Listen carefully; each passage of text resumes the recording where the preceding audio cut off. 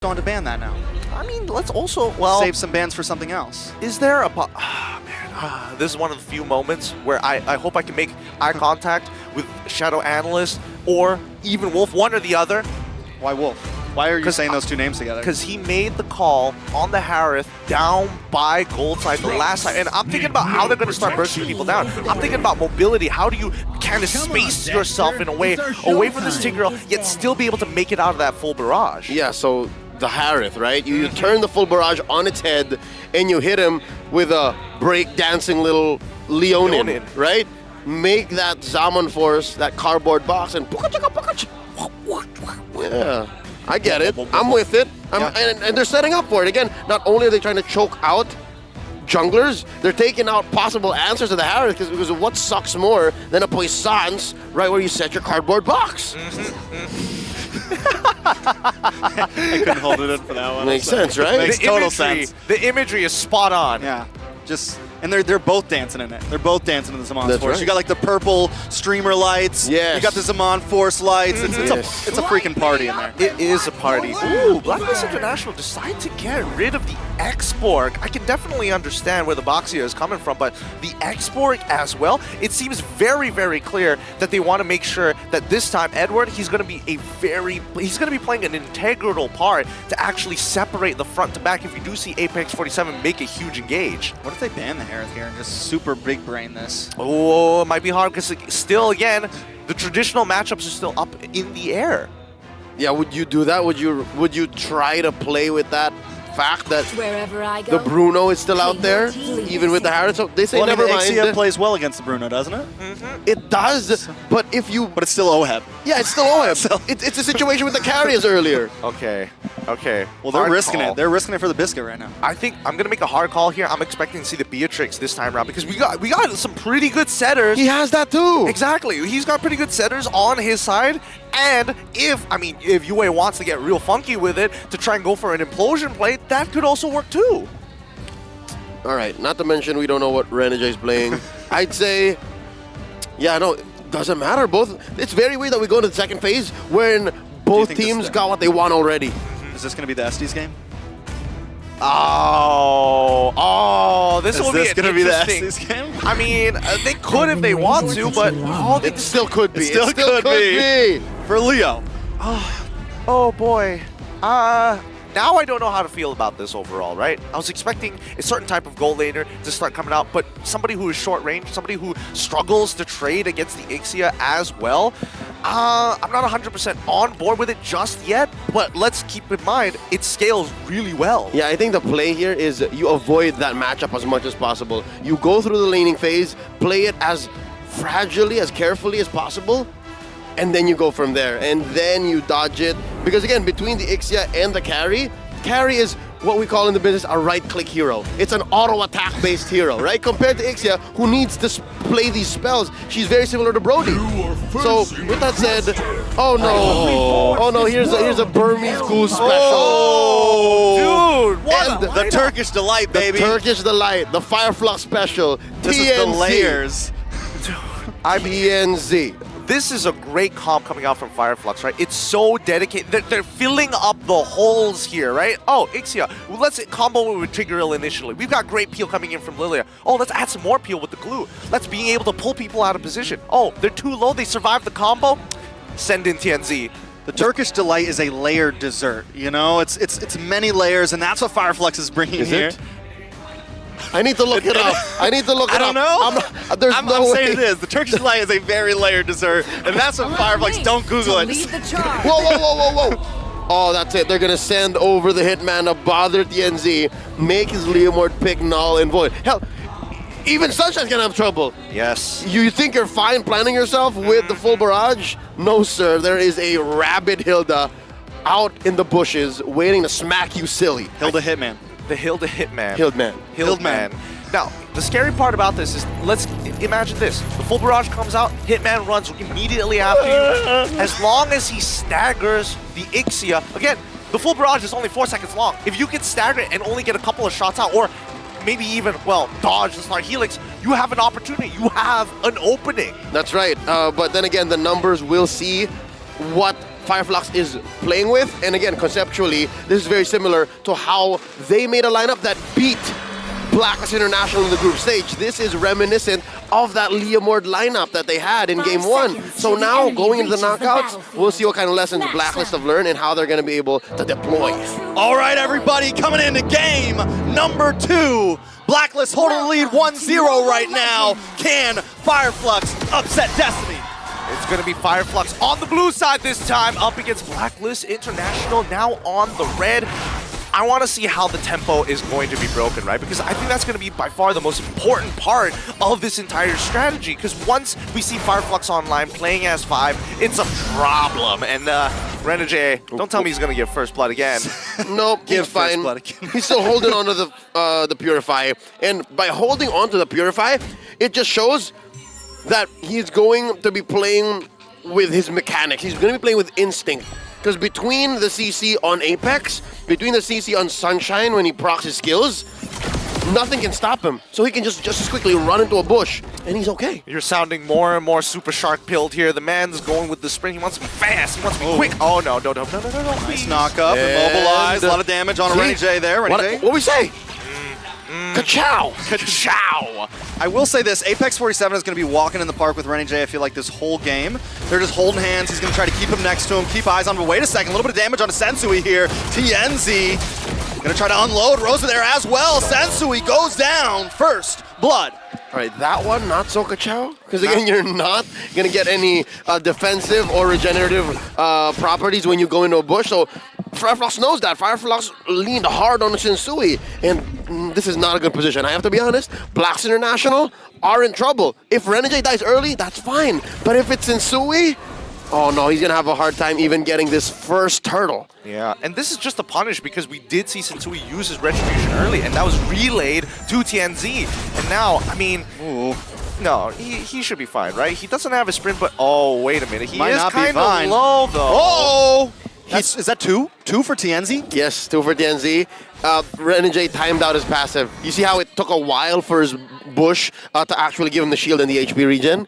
And there you go. That might have been something that they could have better coordinated, but something tells me it's for the macro play. He actually delayed TNZ. This might actually be a 50-50 turtle.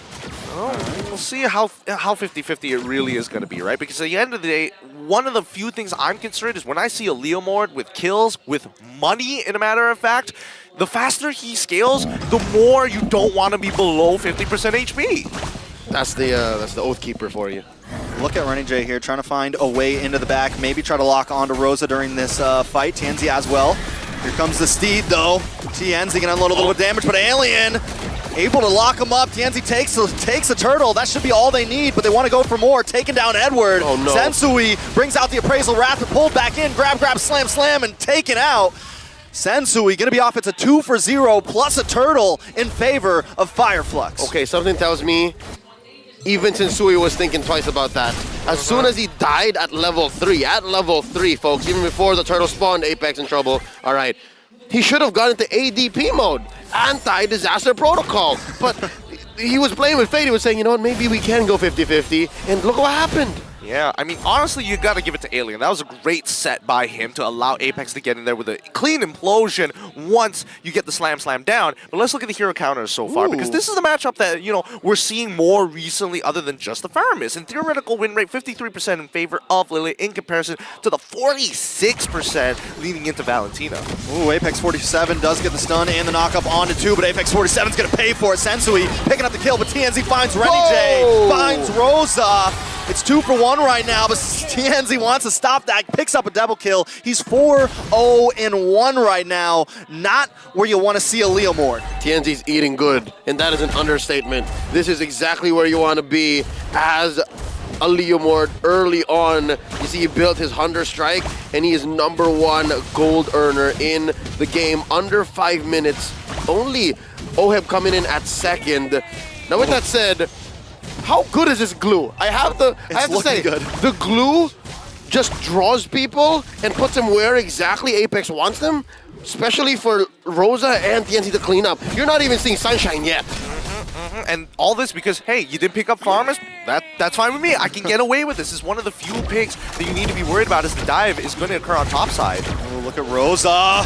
Oheb tries to get away, but flickers right into TNZ and Apex 47 there. Gonna go down, another kill into the hands of Fireflux. Man, KL1 got isolated so bad. There's nothing that Renegade can do anyways. He was just gonna check in on him where he was. And now they're in trouble. Ooh, Renegade. Oh, gonna get knocked up. I don't think there's an escape here. Doesn't have the sprint. Wait. Taking a little bit too much damage. TNZ finds it. They give up Turtle there, but I think it's a very good trade for Fireflux. Yeah, I mean, 2 more seconds is all Renegade needed to buy time for so that the rest of the team can actually get in on the action. Well, speaking of action, Alien is able to kind of rotate from that top side. It's a bit difficult, right, in the Trizla matchup. Now, real questions here. I'm curious on your opinions of this. This goes for you, Trex, and even for Leo. Who do you prefer eating good, TNZ or Rosa? Leo? I would like for TNZ to eat good.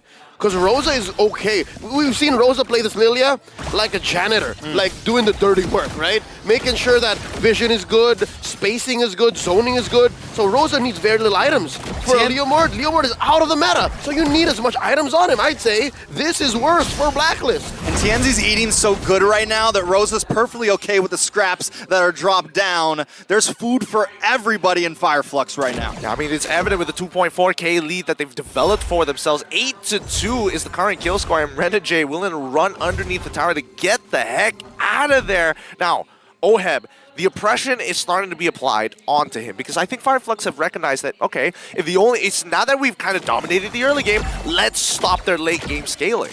I love how Oheb, you're going to switch lanes? Okay, we'll just send 4 people down that way then. Now, Blacklist is onto it though. Alien able to get the stun onto Yue there. Alien should be okay here, but Renegade might not be okay. TNZ puts some nice damage down. All it takes is one more hit, but he wants to catch the steed. He's going to re-engage onto the purple buff side though. Alien taking a little bit too much damage. Oheb able to finally put a kill on the map with a full barrage. Comes out, and Sensui's taken out. A godlike kill for TNZ. Blacklist still against the wall. You could have sworn TNZ's sword was about 10 feet long. The way he was just poking out, almost taking down Edward, almost killing Oheb. If not only those members of Blacklist committed their flicker, that could have been disastrous. It already is. Rosa under the tower still dealing with Yue, getting revenge from game 1. Sunshine and Renegade as well. And still, that was our first time seeing Sunshine so far. And so far, so good, right? I mean, everything is working in favor of Fireflux's esports. This draft is so nasty. All the holes seem to be covered here. Again, it's shades to what happened just a few nights ago in the group stage, wherein they took down Blacks International, set the tempo, went for the sweep, and became #1 in the seeds in their group. Now, something to note, look at Renegade. His main thing right now, since they're not ahead, is just to clear bushes and make sure that they know exactly where the members of Fireflux are, so Blacklist can continue trying to claw back into a favorable position. There's very little that Renegade can do to protect Oheb, very little he can do to actually set up team fights, and that might be problematic. How far can they push it, really, right? I mean, like all elastic bands, there's a tension where eventually it's going to snap. And what is that breaking point that we're seeing for either side? Like, I think for Blacklist International, a 2.8K lead, as long as it stays there, sure, it kind of sucks, but at the end of the day, we'll get to where we need to be. In comparison to Fireflux, who is just like, I want to break you. I need to snap you soon and fast. I don't know, but Fireflux does have some late game potential with Rosa, with Sunshine, with Alien. We've already seen him do some crazy things. TNZ is, yes, the bully in the beginning, but he's got some backup for the late game still. That's the thing. TNZ is only doing what he's doing because the cores from Fireflux are actually serving it up. Rosa's dealing a lot of damage. Again, 7 assists already. Almost 95% KP. Edward kind of misses there. Apex gonna get pulled in, but he's okay. Blacklist, though, might want to try to capitalize on this. Decide not to, back off, play it safe. We got 30 seconds till the Lord, and as long as we can gain some control in the map, it's okay. All right, back to what I was saying, right? TNZ's only doing this because Fireflux are in sync. Fireflux are forcing fights. If Blacklist is able to deny these fights, then it's gonna slow down to a crawl. It's gonna go down to 1,000 ahead, 500 ahead, and then eventually it's gonna be okay. Because Oheb right now is actually ahead from Sunshine. So it's not like the carry's not getting farm. Look at that Damage though. Oh, he still wants to pull him, but no backup there. Now comes the full barrage. The backup is there. I'm wrong. And Yue's taken out. Tianzi now picks up the steed, picks up his ride. He's going to try to ram down onto Renijay here. Renijay on the run in his jungle. Is Tianzi going to be able to catch him? A little bit of back and forth, but it's not enough. Tianzi with a legendary kill. Dude, I don't know about this one. It's starting to look really bad. Like, Alien should be okay here, but it's starting to look real bad for Blacklist International, right? Not in the sense that they are, you know, trying to recover from the damage being applied to them, but at what point, the way that they're tempo breaking isn't very profitable. Yep, you're talking about the rubber band and the snap happening. If anything, it's on Blacklist. Once Renijay's antics are solved, then he's just but a nuisance. He's just a little tick on the back of Fireflux's giant saber tooth. And they are indeed the predators here. Blacklist their prey. All right, Tianzi able to take the Lord. They do get the stun on the Sensui as well. Sensui try to contest for, but now he has to try to escape. The full barrage comes out. Oheb taking way too much damage. They know they got to hit and run right there. Fireflux taking control. You see that? Alien took a good 5 seconds worth of carries basic attacks. You just don't do that. Glue is built diff now. It's just so annoying to deal with the split specifically, right? It guarantees you time, and that's something that, unfortunately, Blacklist International don't have. Look at Rosa, just a bully right now. Does fall back in. Hold on. Has to pop the Purify. Goes down. Renijay finally able to pick up a hit for himself. But now he's going to get taken out himself. Alien able to get the implosion. Apex able to get the implosion. Oheb finds Alien, though. It's 2 for 1. Blacklist finally coming out on top in a fight, but the Lord is still coming. Just the first economic win for Blacklist in this whole game so far. I'd say they've been trading downwards all the way, and it's not like it came for free, right? In the moment it did, but they lost out bad. Bottom lane, top lane, they need to make more of the map back, and they can only do that via Renijay. So Renijay isn't out of the picture just yet. He's not calling it quits just yet. So far, when I'm looking at the items, right, man, once Tianzi gets that Blade of Despair, it is going to be really, really rough for them, because so far Rosa, at this point, every item is just an extra surplus, because he's been bullying them. He's been slowing them down with his Ice Queen's wand. He's got the damage to do so. With the new changes to the Lightning Truncheon, it's even more difficult to actually keep up with his pace. The movement, the footwork from Rosa. And that's why Lily is such a meta hero right now. Look at Blacklist International's lineup. They all need to be of a certain proximity. They need to be at least mid or close range to deal the damage. How do you do that without walking into glooms? How do you do that without walking into shadow energies? Look at what Lily is doing right now. Rosa is a menace. Rosa the Menace, a.k.a. Thorn Queen, a.k.a. Bully. Rosa's going to keep him at bay here. Fireflux at this point, they feel good about it. They can just hang out. They can kind of stall lanes a little bit. They don't have to force anymore, I feel. I agree with you with that, on track, because I think that at this point of time, the question is, how do you break the camel's back, right? You're not looking to maim it no longer. You're really looking to break it. And the only way is if you're going to have a full team fight and you're looking for the damage alongside of 3, ideally 5 kills, but 3 to 4 is doable. Apex looking for somebody here. Steed comes out. Edward is there, though. Watch out for the penalty zone. Tianzi and Apex 47 don't care about it. They're going to hang out. They're going to go for it. Chase down Renijay, but here comes Yue, Sensui, and Oheb. They're ready to fight. Fireflux decides to disengage. Okay, all right. Failed engages like that are small wins for Blacklist. They should count their blessings. The fact that Fireflux committed a Phantom Steed to actually force out response from Blacklist, and what they got from Blacklist was just a sprint, means Fireflux are setting up this Lord. Fireflux are making sure that if they won that fight up top in the long lane, this would have been over by the time they got this second Lord. Now, Blacks International, they know that Fireflux are still looking to pick up the pace. It's very far from 50-50. The 5K gold deal would say otherwise.